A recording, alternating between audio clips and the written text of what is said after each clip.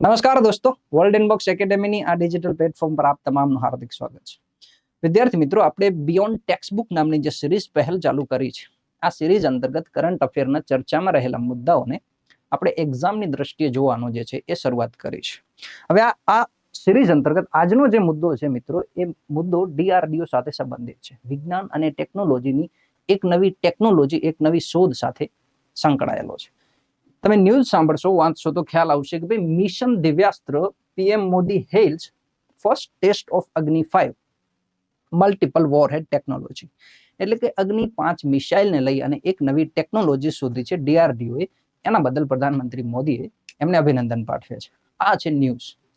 આપણા માટે અહીંયા ઇમ્પોર્ટન્ટ છે મિત્રો, એક તો અગ્નિ 5 સિરીઝ, એક તો જે અગ્નિ સિરીઝ છે એની 5મી સંસ્કરણની મિસાઇલ એટલે કે અગ્નિ 5, એક તો આપણા માટે આ ઇમ્પોર્ટન્ટ છે. બીજું છે મલ્ટિપલ વોરહેડ ટેકનોલોજી. આ બે મુખ્ય મુદ્દા આપણા માટે ઇમ્પોર્ટન્ટ બને છે. તો જોઈ લઈએ કે અગ્નિ શ્રેણી કઈ છે અને એ અગ્નિ શ્રેણીની જે આ નવી ટેકનોલોજી આવી છે એમઆઈઆરવી, આ એમઆઈઆરવી ટેકનોલોજી ખરેખર કઈ રીતે કામ કરે છે.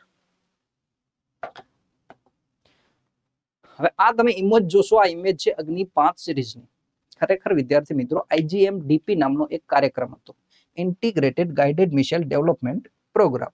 તો આઈજીએમડીપી નામનો જે કાર્યક્રમ હતો વિદ્યાર્થી મિત્રો, આઈજીએમડીપી, આ કાર્યક્રમ અંતર્ગત ભારતે ટોટલ 3 પ્રકારની પેટા શ્રેણીમાં મુખ્ય 5 મિસાઇલો વિકસાવી. એમાં જે છે એ જમીનથી જમીન, જમીનથી હવામાં મારક જે ક્ષમતાઓ ધરાવતી હોય એવી મિસાઇલો અને એન્ટીટેક નાગ જેવી મિસાઇલો. એમાં કુલ 5 જેટલી મિસાઇલો જે છે એ તૈયાર કરવામાં આવી અને એ 5 મિસાઇલોમાંની એક મિસાઇલ એટલે આપણે અગ્નિ સિરીઝ. તો પૃથ્વી, અગ્નિ, આકાશ છે, આવી બધી ત્રિશુલ અને એન્ટીટેક નાગ મિસાઇલ, આ 5 પ્રકારની મિસાઇલોમાંથી એક પ્રકાર છે અગ્નિ સિરીઝ. અગ્નિ સિરીઝમાં પણ અગ્નિ 1, 2, 3, 4 અને 5 જે 5મા પ્રકારની મિસાઇલ છે એ આ અગ્નિ 5 સિરીઝ છે. અને એ અગ્નિ 5 સિરીઝ સાથે એક નવી ટેકનોલોજી જોડવામાં આવી છે. એટલા માટે આ સિરીઝ જે છે એ ચર્ચામાં છે, અગ્નિ 5 સિરીઝ.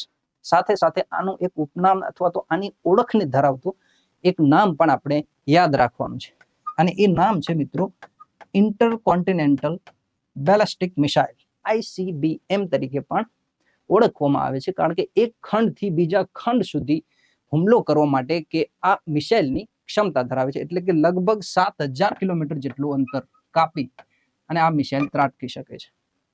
અલગ અલગ વોરહેડ અનુસાર આની મારક ક્ષમતા બદલાતી રહે છે. ખરેખર 5500 થી લઈ અને 7000 કિલોમીટર સુધીનું જે રેન્જ છે એ આ મિસાઇલ ધરાવે છે. બીજું, આ મિસાઇલ એટોમિક પરમાણુ બોમ્બ જેવા હથિયારો ધરાવીને પણ હુમલો કરવા માટે સક્ષમ છે. તો આવું આપણને વિધાન પૂછી શકાય કે શું અગ્નિ 5 પરમાણુ સક્ષમ હથિયારો ધરાવીને હુમલો કરવા માટે જે છે એ કેપેબલ છે, એવી ક્ષમતા ધરાવે છે કે પરમાણુ વોરહેડ લઈ અને હુમલો કરી શકે? તો હા, આપણે એ હા એટલે કે સાચું વિધાન સમજવાનું છે. આ એની ક્ષમતાઓ છે, એની કેરેક્ટરિસ્ટિક છે. બીજું, આપણે જે અત્યારે ટેકનોલોજી છે એની ચર્ચા કરીએ. એમઆઈઆરવી ટેકનોલોજી શું હતી? તો એમઆઈઆરવી ટેકનોલોજીનો લાભ એ થશે કે પહેલા, ફોર એક્ઝામ્પલ, આપણે અહીંયાથી એક મિસાઇલ આપણે લોન્ચ કરીએ છીએ. ધારો કે અહીંયા એનો કોઈ ટાર્ગેટ છે, તો મિસાઇલ શું કરશે? સરફેસ ટુ સરફેસ આ રીતે જશે અને આ મિસાઇલ જે છે અહીંયા ત્રાટકશે અને એ લક્ષ્યાંકને નાબૂદ કરી દેશે. પણ સમસ્યા શું હતી કે એક માત્ર લક્ષ્યાંકને નાશ કરવા માટે આપણે એક મિસાઇલનો ઉપયોગ કરવો પડશે. એનો મતલબ કે એક મિસાઇલથી માત્ર એક લક્ષ્યાંકને વેધી શકાય.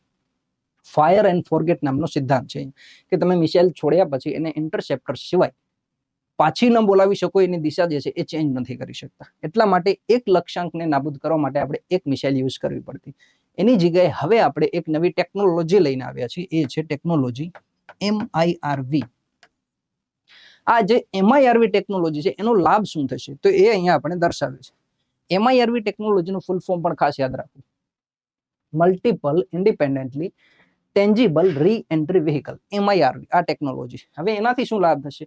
ધારો કે અહીંયાથી તમારી મિસાઇલ છોડવામાં આવે છે, તો એ મિસાઇલની સાથે સાથે એક કરતા વધુ લક્ષ્યાંકોને જે છે એ ભેદી શકે એ પ્રકારની ટેકનોલોજી છે. કે અહીંયા તમારી મિસાઇલ છે અને અહીંયાથી અલગ અલગ ઘણા બધા જે લક્ષ્યાંકો છે એને નાશ કરવા માટેની આ ટેકનોલોજી છે. એટલે કે એક જ મિસાઇલની મદદથી ઘણી બધી જગ્યાએ સેંકડો કિલોમીટર દૂર ટાર્ગેટને આ ભેદી શકે છે એવી ક્ષમતાઓ ધરાવે છે. તો આજના મુદ્દામાં આપણે શું જોયું કે એક તો અગ્નિ 5 એ કઈ સિરીઝ અંતર્ગત બની છે, કયા કાર્યક્રમ અંતર્ગત બનાવવામાં આવી, IGM-DP યાદ રાખશું, ઇન્ટરકોન્ટિનેન્ટલ બેલિસ્ટિક મિસાઇલ છે એ યાદ રાખશું. બીજું એની રેન્જ જે છે સામાન્ય રીતે 5500 થી 7000 કિલોમીટર જેટલી દૂર હોય છે અને એ રેન્જના લીધે એને આપણે ICBM તરીકે ઓળખતા હોઈએ છીએ. બીજું એક MIRV ટેકનોલોજી શું છે એ યાદ રાખશું, એનો ફૂલ ફોર્મ પણ. આટલી ડિટેલ આપણે આ મુદ્દામાંથી પ્રિલિમની દ્રષ્ટિએ યાદ રાખશું.